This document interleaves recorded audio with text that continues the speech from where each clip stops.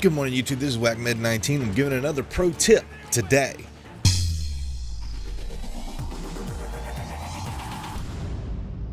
So today's pro tip is on score streaks, and I know I covered a little bit of this over in Black Ops 2, but things are different. Score streaks and kill streaks are different, and it's one of the things that makes Call of Duty just one of the greatest the greatest first-person shooter ever. And I know some of you can argue with that. I don't care. Go ahead. But one of the things that is so awesome about Call of Duty is that there are streaks. There are score streaks or kill streaks. The reward that you get from that is drastic, it is powerful, and it is on an accelerated curve or an appropriate curve of lethality to whatever the streak that you're on is. Meaning the more kills you get, the better the streak is. And that's just true. You get a bunch of kills, you get an AC-130, you get a swarm, you get these really cool things. You get the actually, I'm not too fond of the Loki, but whatever, it's there. So there's a theory. The theory is that streaks are wasted if you don't attain them. And this theory is so completely true. I said this over a year ago, and I'll say it again today. If you don't earn your score streak, if you don't earn all of your score streaks, then you've wasted your streak slots. And that's true for every single life. Now, are you going to get your score streaks on every single life? No, you're not. I mean, if you are, call me. I want to get in that lobby with you because that's just awesome. But you're probably not going to get all 3 of your score streaks every single life. So, yeah, you're going to waste. But if you walk into a game trying to get a Loki and all the streaks that you ever get in a row are 4, you're not going to get that Loki. You're not.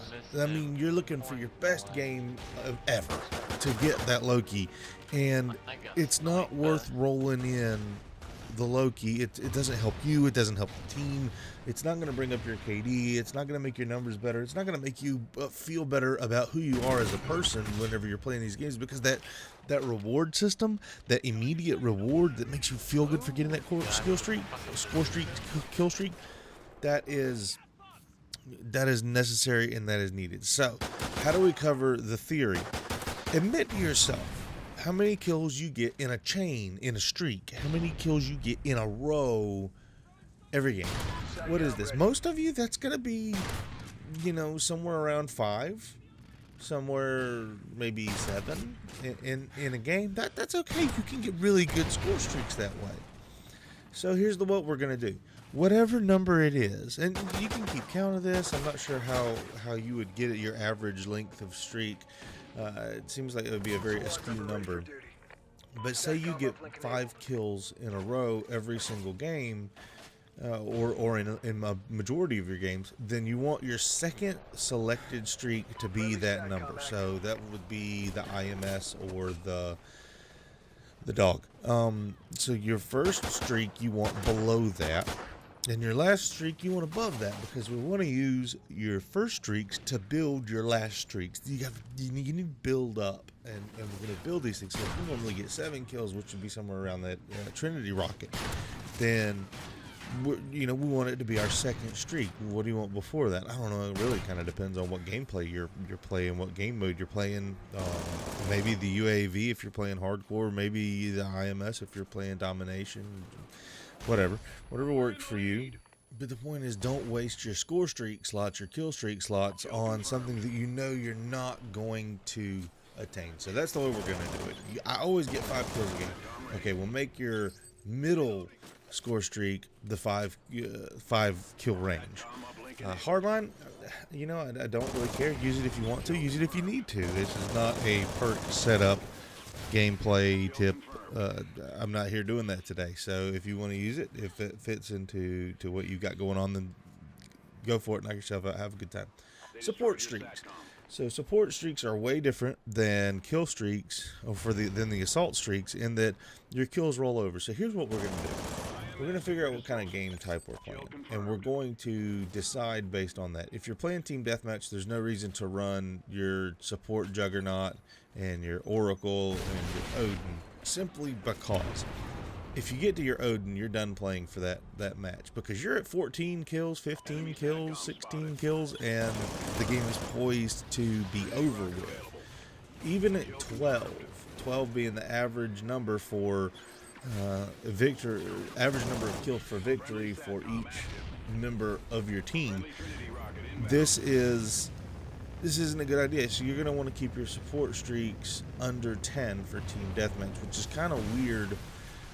And I don't recommend running support unless you're going to run the UAV exclusively on team deathmatch. Now everything else, that's fine. So to figure this out, figure out how many kills you get in a game.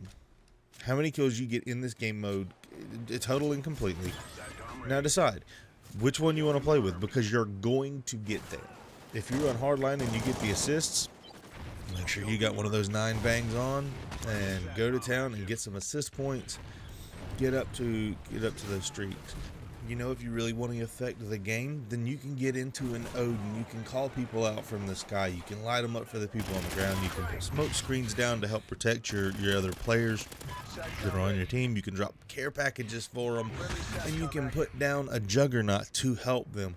The Odin is a great score streak, kill streak in the support side. So don't forget about it. Just because it takes a while to get there. You're probably going to earn 1 per game because it just takes you out of the game so long. This kills you're not getting. So if whatever you take away from this, even if whatever you do is just run the support streak for the UAV over and over and over, you're still helping your team and you're helping them every 4 kills. So that's cool. Make sure whatever you're doing, whatever streaks you're running, you help your team. You help move the team towards the victory and to get that W, and that's really cool. Now, specialist, get a lot. Tailor it to your needs. Figure out what it is that you need. Like, why would you go into Crunk running any speed streaks? Well, he needs 1 kill, and you've got all the speed perks. Not streaks, but perks.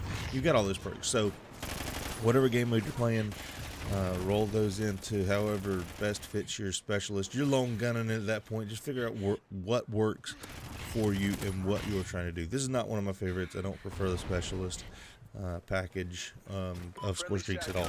So whatever works for you. You should call in an average of at least 3 score streaks per game. Now, I'm not saying all 3 of your score streaks per game. No. I'm just saying you need to call in 3 per game. If that's 3 UAVs, it's 3 UAVs, man. Just admit that's what kind of player you are. Just admit. I can't do more than about 3 kills in a row. I just can't. You know what? It's tough. That means at that very, in particular moment on that very life, you're rocking a 3.0 KD. Good job, man. Good job for you. Cool. Good job. But admit you're not going to get a Loki. And let's get these score streaks. You'll have a better time playing. Your team will do better, and you'll see your win column have more fill because you will do better. You want to hit all 3 of your score streaks at least once per gaming session. You know, if you're sitting down for an hour, at least once you want to hit all 3 of those. And I mean all 3, like your 3, 5, 7 that you select. You want to hit that at least once per gaming session. This will make you happier. I promise you, this will make you a happier gamer whenever you're hitting your score streaks over and over and over. It's just a really good reward system. Maybe a few other games should consider putting in a reward system like kill streaks. I don't know. That's what I think. Let me know if this helps you guys out. Thanks. Have a great day. So the blue briefcase is important, and people want that. Grabbing the blue briefcase is going to put you on the map because somebody killed the person that was carrying the blue briefcase. Now, the first kill is going to drop that case. So we all know that it's going to be out there. It's going to be on the map.